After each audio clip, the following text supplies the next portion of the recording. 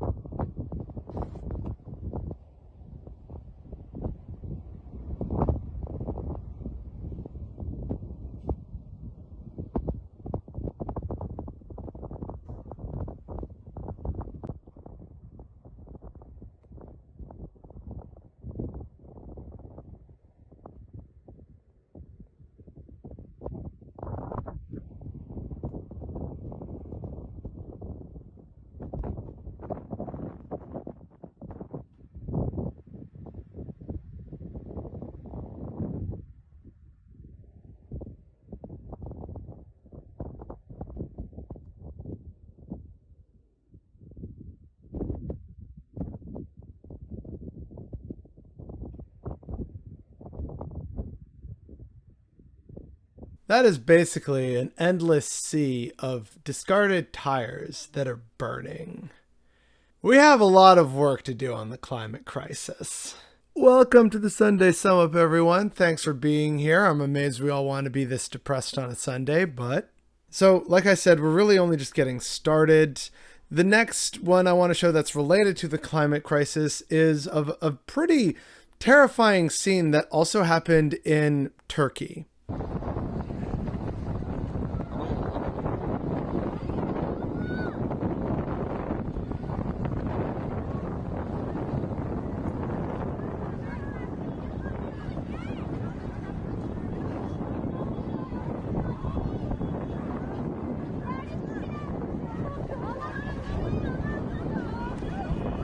Beachgoers in Marmaris, Turkey, on the southern coast, were basically just a couple hundred yards away from a massive inferno. And this is not necessarily an isolated incident at the moment, because Turkey has unfortunately been dealing with a very massive wildfire season of their own, which is potentially because of climate change. And again, related to climate change, remember how a little while ago I talked about how salmon might completely die and disappear entirely from the Sacramento River in the United States? Well, wild salmon are endangered by mega-drought and over-extraction of water. So because of, again, historic droughts, again, caused by climate change, and due to over-extraction of water, due to having to try and irrigate very dry and arid regions, both of the BC interior and just the western United States in general, this has resulted in water shortages, which is actually harming the actual creatures that rely on these water sources in the first place. So with shrinking glaciers and earlier melting snowpacks from the mountains, it's resulting in less water for salmon to actually survive, and it's resulting in higher temperatures. It's messing with the creatures. It is a very large problem. According to this article, 32 populations of Chinook, sockeye, and steelhead are now listed as endangered or threatened by the Federal Committee on the Status of Endangered Wildlife in Canada, with many more to join the list as more populations are assessed. And this is also coming at a time when, again, due to the aforementioned issues of climate change and population growth and poor water management, up to like 60% of communities in British Columbia, Canada, are water stressed. Which is not a phrase you expect to hear in what's supposed to be the nation with the largest reserve of fresh water on the planet. Maybe that's a problem that we should all be way more alarmed about. And speaking of other things we should be alarmed about, last week, every city council member voted to criminalize homelessness in LA except for 2 councilors. And as of recording this, the eviction moratoriums expired at midnight. I'm sure the next few months are going to be just fine. So, great. The police, which are still basically an army in terms of all their tactical gear and everything, they're going to continue going to homeless encampments, which there are going to be more of now because people are going to be forced out onto the street. This is also likely going to result in targeted harassment and brutalization and possibly even the death of marginalized communities such as Latinos, African Americans. This is not going to be a good time, which then brings us to the police and the next part of this story.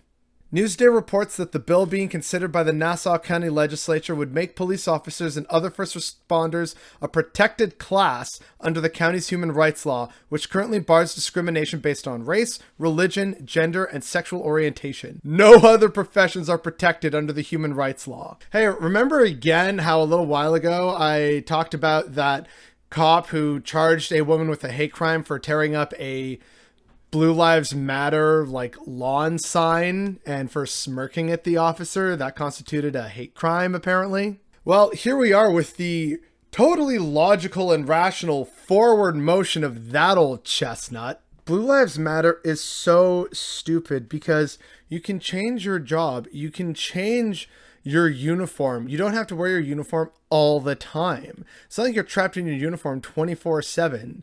You can't stop being Black, Asian, Latino, gay. Like, it is just so ridiculous.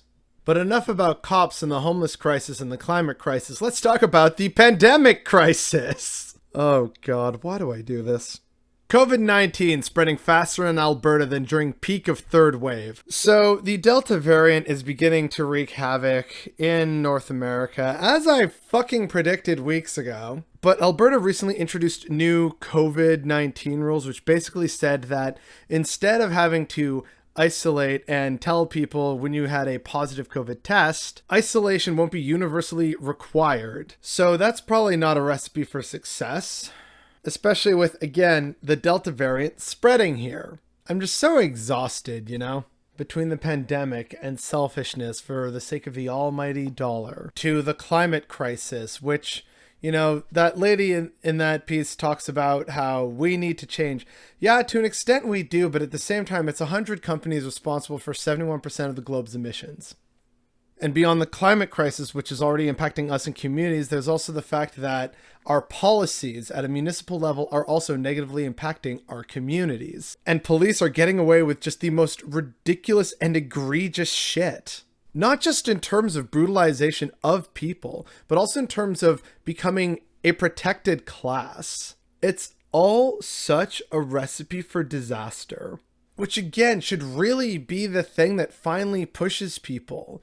I'm still kind of waiting for that magical straw that breaks the camel's back of capitalism in the West, where people look at the myriad of problems around them and see how it's all tied to the current neoliberal system and how brutal it is and unfair and abusive it is. And people finally wake up and put all the pieces together and realize, wow, yeah, you know what? This whole system isn't working. It's bad. We need to change it. And then they'll also realize, oh, wait, but the people in power have been consumed by this and they support it. Oh, geez, we actually need to change this. Well, if we can't rely on the government or the police or the wealthy to actually do the right thing, how do we change that? And that's when people finally start to organize and begin a true mass movement. And if you want to call it a revolution, then a revolution. All of that would be so great to see. And yet it seems like week after week, I just see more egregious example after more egregious example